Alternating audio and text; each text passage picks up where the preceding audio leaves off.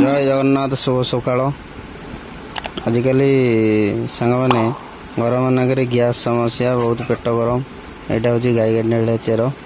ଆଜି ୟାର ଉପକାରିତା ଆମେ ଜାଣିବା। ମୋତେ ଜଣେ ଭାଇ ଥିଲା ଆମ ଗାଁର ଜଣେ, ସିଏ ହେଉଛି ମେଡ଼ିସିନଟା ମୋତେ ବତେଇଥିଲେ। ଏଇ ଗଛଟା ଆପଣଙ୍କର ଏଇ ବର୍ଷା ଦିନରେ ଦେଖିବାକୁ ମିଳିବ। ଆଉ ଗୋଟିଏ ଥର ମାର୍କ କରିଦେଲେ ଆପଣ ସବୁବେଳେ ପାଇପାରିବେ। ଆଜିକାଲି ତ ମେଡ଼ିସିନ କେତେ କ'ଣ ଆମେ ପିଉଛେ, ଖାଉଛେ, କିଛି ତା'ର ବେନିଫିଟ୍ ଆସୁନି। କିଛି ଦିନ ପରେ ପୁଣି ଯିବାକୁ ସେୟା। ଆଜି ଏଇଟା ଆପଣ ବ୍ୟବହାର କରନ୍ତୁ, ତାପରେ ମୋତେ କହିବେ। ଆଜି ମୁଁ ଆପଣଙ୍କୁ ଏଇ ଗଛଟି ନେଇକି ଆସିଛି। ଆଉ ମୁଁ ବି ଖାଇଛି, ମୋତେ ବି ଏଥିରୁ କିଛି ଫାଇଦା ମିଳିଛି। ଆଉ ସାନ ଭାଇଟି ଆପଣଙ୍କର ମୁଁ କହୁଛି, ଆପଣ ମୋ କଥା ଶୁଣନ୍ତୁ।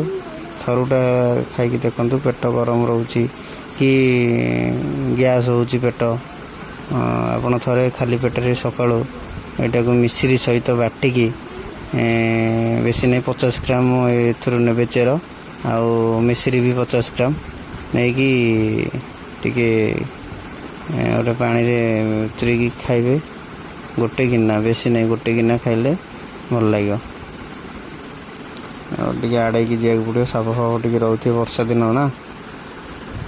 ଦେଖିବା ଚେର କେଉଁଠି। ବର୍ତ୍ତମାନ ଏଥିରୁ ଟିକେ ନାକୁ ଆଣିବା, ପୁରାପୁରି ଗଛ ଉପାଡ଼ିବେନି। ଆଉ ପୁଣି ଆଉଥରେ ରହିଲେ ସେ ଗଛଟା କାମ ଦେବ ନା। ଗଛର କିଛି କରିବେନି। ମୁଁ ଟିକେ ଗଛଟା ଯେହେତୁ ହାଇଟ୍ ହେଇଯାଇଛି, ମୁଁ ତାକୁ ଟିକେ ପୁରାପୁରି ଇଏ କରିବାକୁ ପଡ଼ିଲା। ଗଛଟାକୁ ମୋତେ ଉପାଡ଼ିବାକୁ ପଡ଼ିଲା।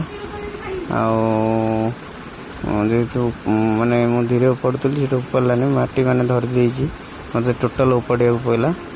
କିନ୍ତୁ ମାଟି ଲାଗିଛି, ମାଟି ଟୋଟାଲ୍ ଇଏ କରିବେନି କି ଗଛ କିଛି ଅନିଷ୍ଟ କରିବେନି। ମାନେ ଯେଉଁଟାକି ସେଇଟା ହେଉଛି ଲଗେଇଲେ ପୁଣି ଆଉଥରେ ଲାଗିଯିବ। କାହିଁକିନା ଆମକୁ ବାରମ୍ବାର ଖାଇବାକୁ ପଡ଼ିବ ନା। ଯେତେବେଳେ ପେଟ ଗରମ ହେଲା, ସବୁବେଳେ ଖାଇବେନି, 2 ଦିନ ଖାଇଦେଲେ ପେଟ ପୁରା ଭଲ ହେଇଯିବ। ତାପରେ ପେଟ ସମସ୍ୟା କି ପେଟ ଗରମ କି ଗ୍ୟାସ୍, ଏଇଟା କେବେ ହେଲେ ଭଲ ହେଇନି କି ହେବନି। ଆପଣ ହେଉଛି ଯଦି ଖାଇବେ, ପଇଡ଼ ପାଣି ପିଅନ୍ତୁ, ସେଇ 1 ଦିନ କି 2 ଦିନ, ତାପରେ ପୁଣି ଯିବାକୁ ସେୟା। କାହିଁକିନା ଆମେ କାମ କରୁଛେ, ଖାଇବା ପିଇବା ଆମର ଅଭ୍ୟାସ ନାହିଁ। ଆଗରୁ ଆମର ଏଇ ସମସ୍ୟାଟା ରହିଯାଇଛି। ଯେହେତୁ ପେଟ ଗୋଟେ ଥର ୱାନ୍ସ ଖରାପ ହେଲେ ସେ ସେମିତି ଲାଗି ରହିଲା। ଆମେ ତାକୁ କଣ୍ଟ୍ରୋଲ୍ କରିବାକୁ ପଡ଼ିବ।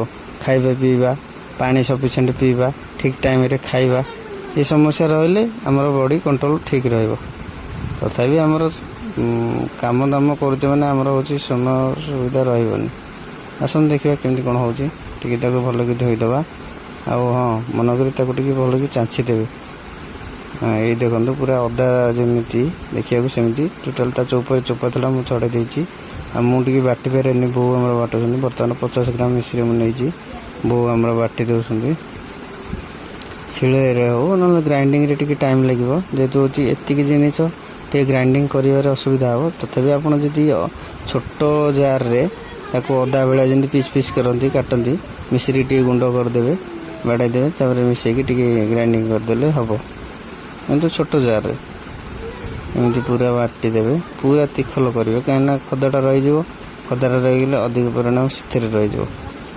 ଭଲକି ଆମର ଶିଳରେ ହେଉଛି ପୁରା ପେଶି ହେଇଗଲା। ବର୍ତ୍ତମାନ ମାଆ ଆମର ବାଟିଦେଲେ। ଶିଳ ବାଟାଟା ବି ଆମର ଦେହ ପାଇଁ ଭଲ। ଆଜିକାଲି ତ ସବୁ ଗ୍ରାଇଣ୍ଡର ବାହାରି ପଡ଼ିଲେ। ବର୍ତ୍ତମାନ ରେଡ଼ି। ତାକୁ ଟିକେ ପାଣି ମିଶାଇ ଦେବା। ବର୍ତ୍ତମାନ ଗୋଟେ ଛଣା ରଖିବେ, ଯେହେତୁ ଛାଣିଦେଇ, ଯେହେତୁ ତାର ଚୋପାରେ ରହିଯାଇଥାଏ ଯେଉଁ ଖଦାଟା ଅଂଶ, ଆଉ ସ୍ପୁନ୍ରେ ଏମିତି ଟିକେ ମିଶାଇ ଦେଲେ ଟିକେ ମିଶିଯିବ, ଯେ ନହେଲେ ପାଣି ଏରା ଉପରେ ରହିଯିବ। ମିଶିଗଲା। ବର୍ତ୍ତମାନ ତାକୁ ଟିକେ ଭଲକି ଛାଣିଦେବା। ଛାଣିଦେଲେ ଡଷ୍ଟ ଫଷ୍ଟ ଥିବ କିନ୍ତୁ ତା ଖଦାଟା ଥିବ, ଏଇଟା ପେଟ ଭିତରକୁ ପଳେଇବ ନା। ଟିକେ ଭଲକି ଛାଣିଦେବା। ଆମକୁ ତା'ର ହେଉଛି ରସଟା ଦରକାର, କିନ୍ତୁ ୟା ରସଟା ଟିକେ କଷା ଟାଇପ୍ର, ସେଥିପାଇଁ ଭଲ ଲାଗେନି, ପାଟିକି ଭଲ ଲାଗେନି। ତେଣୁକରି 50 ଗ୍ରାମ ମିଶ୍ରି ଟିକେ ମିଶାଇଦେବା। ମିଶ୍ରିଟା ବି ଆମର କିଛି ଭଲ ଖରାପ ନୁହେଁ। ମିଶ୍ରିଟା ବି ଆମର ପେଟ ଗରମ ହେଲେ ଆମେ ମିଶ୍ରି, ନାଣ୍ଡି ବଗୁଲି, ନହେଲେ ଆମର ଭୁସି ମିଶିକି ଆମେ ପିଉ। ମିଶ୍ରିକି ଏଇଟା ମିକ୍ସିଂ କଲେ ଭଲ। ଥରେ ପିଅନ୍ତୁ, ଆପଣ ଦେଖନ୍ତୁ। ଯଦି ଭଲ ହେଲା ମୋତେ ଯଦି ଆପଣ ପିଇଲେ ଭଲ ହେଲା ମୋତେ ନିଶ୍ଚିନ୍ତ ମାର୍କରେ କମେଣ୍ଟ କରିକି ଜଣାଇବେ। ବର୍ତ୍ତମାନ ମୋର ରେଡ଼ି ହେଇଗଲା ପାଣି, ମୁଁ ଟିକେ ପିଉଛି। ଏମିତି ସକାଳୁ